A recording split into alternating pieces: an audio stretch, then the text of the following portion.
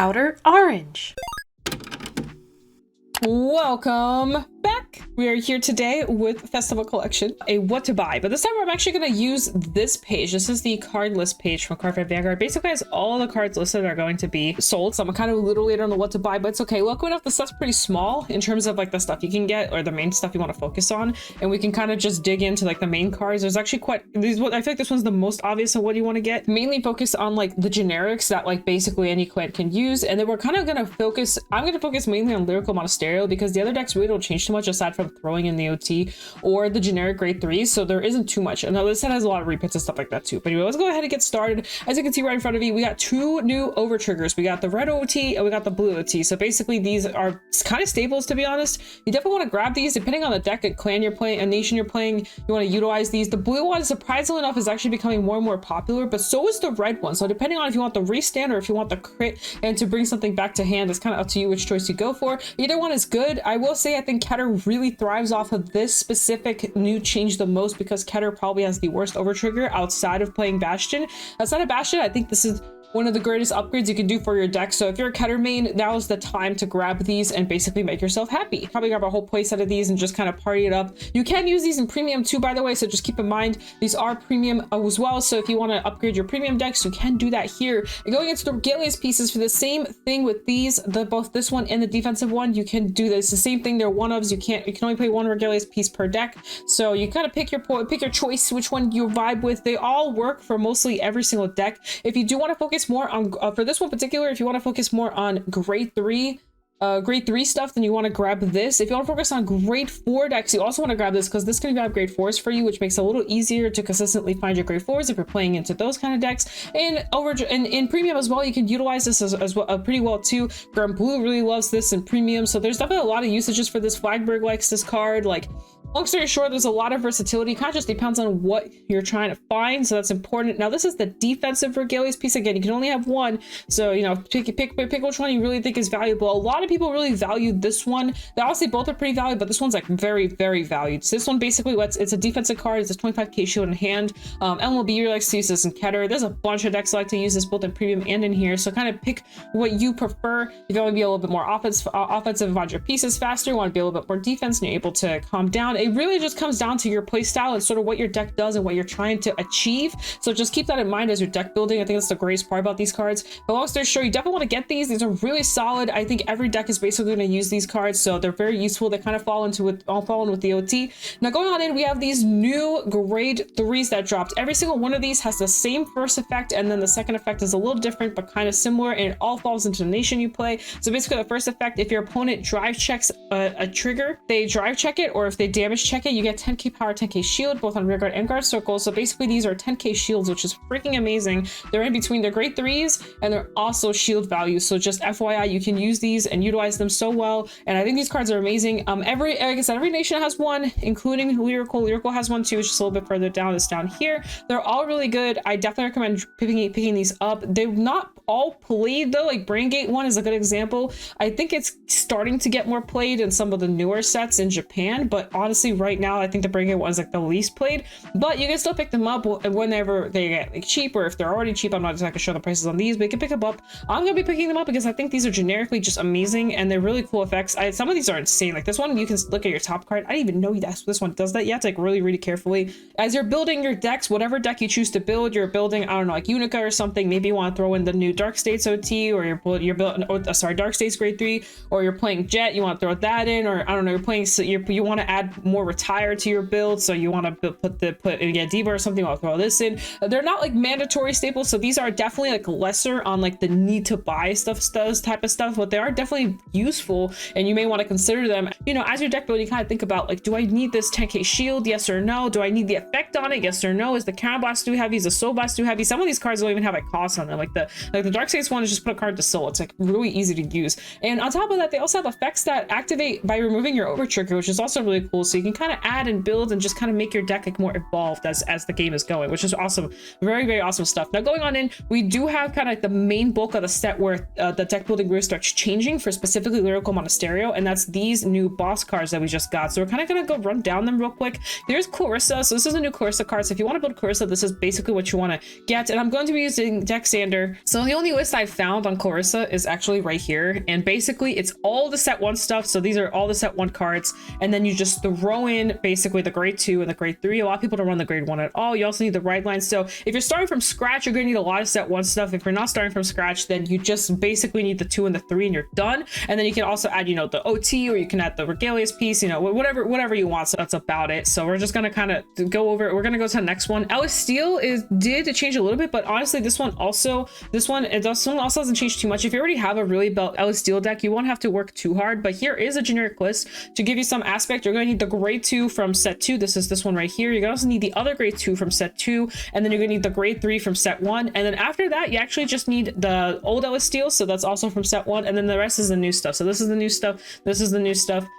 This is the new stuff right here. So just kind of something to keep in mind. Here's the trigger lineup too, just to kind of help you out there. So that's kind of like where you want to start looking, and if you want to start upgrading this list, your list, and all that kind of fun stuff. Going into Lonero. Lonero is another one of those decks where you need kind of some of the old stuff and some of the new stuff. So I'll give you guys another sample here. So this one does want to run the old Lonero as well, so you definitely want that. This is set 1 stuff right here. This is the grade 2 that lets you draw a lot. This is also set 1 stuff. You definitely want the winter. You definitely want all the orders, which is also from set 1. You don't need Eileen, but she's not too bad in here as well. So you want to pick that up. That's set 2 stuff, or it did get reprinted in Festival Collection, so you can also grab it from the current collection that we're in. And then we have the Searcher for Lonero, and then we have the new Lonero. So that's basically sort of what you want to start looking for. You can kind of toss and turn with the Lonero a little bit. You can kind of put in some other cards. Some people are on the Countercharger, which is also in set 1, so you may want to consider the Countercharger for that. Vallista is probably the big bad dog of the season. A lot of people have been going on and on about Vallista. It's kind of been like the main thing, so I'm trying to find a list for y'all. Here is a deck log list basically. So this one is one example. Some people run Trixie. This is Trixie in here. She's the grade 2 in the current set. Some people don't, but anyway, long story short, a lot of people just run this. They run this. They're basically the core package is here of like things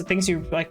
That's not like things that you want to add to the you want Yuka, you want the drawer, and you want this girl. She's like basically a lot of power. And then after that you have the restander, and then you have the new girl, which is the one that's she's basically the cycle card of this set. We'll be seeing her in a little bit here. Got the OT, got the gem. Some people run Trixie. Some people instead of Trixie run another extra copy of this, and then the ride line is basically the same. You need the new ballista for that. So if you're upgrading, you need new gem, new ballista, and basically the cycler card. If you're going from scratch, this is basically from scratch right here. Here's a whole list for you. So that's ballista. There's a lot of different, there's not too many ways you can really explore with the deck, but it is something optional. But going into Felty Rose, the Felty Rose is a little weird. I thought people are gonna be running like the normal list, like, you know, like where you run like basically all ghost cards, but actually a lot of people have been going towards this like engine where they run the Ballista engine in here. So they run 1 extra gem. I'm gonna leave it to you. They also run the Ghost Girl.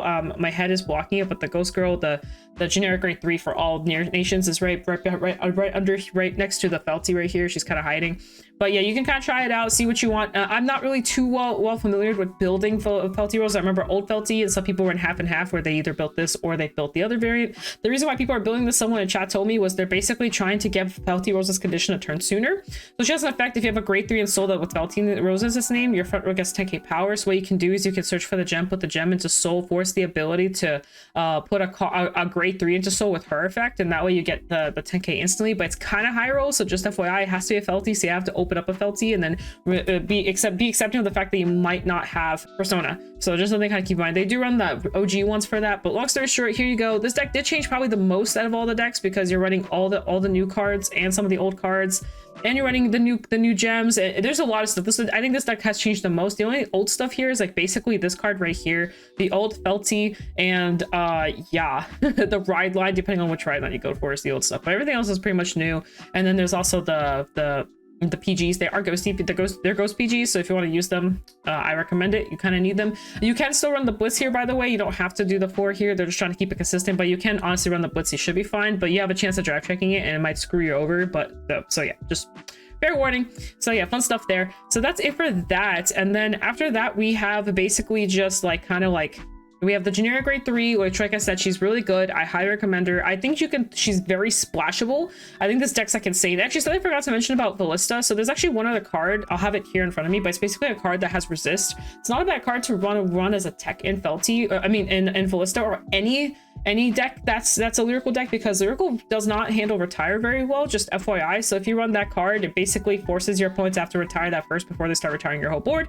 So, and also she's a counter charger on hit, so you can also just get some resources back with her as well. But she's a little awkward, you know, you can't really search her or do anything unless you run the Regalia's piece. However, it is nice to have, because that way your opponent can't touch your board as easily. You can kind of have a little bit more sustain, especially decks like Loneral. They really struggle with their board getting wiped. Steel struggles with her board getting wiped, so just something to think about. Willista can handle it because she can constantly get top 5 at call 2, but it still hurts when she loses the grade 1. Now, going down to the grade 2s, basically all these grade 2s are necessary. We'll talk about the ones that we haven't seen yet, but this is the Cycler card, so you need her. This is the card for Clarissa, or sorry, no, this is the Michu card. Never mind. This is Michu support. It's not very strong. You can definitely avoid that one. It's not very good for either decks that it's meant for. I think it's better for the Leafia deck, but to be honest, it's not that great. So if you're trying to build Leafia, you may want to consider this grade 3, but it's not very, like, amazing. It's a little mid.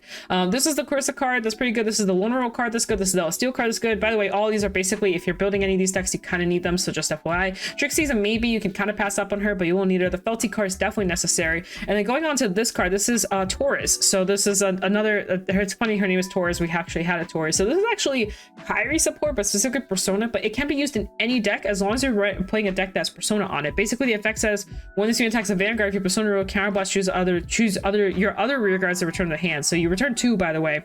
You can choose up to 2. You can return 2. It's any 2. It could be PGs, could be anything. So this card can actually be very interestingly used.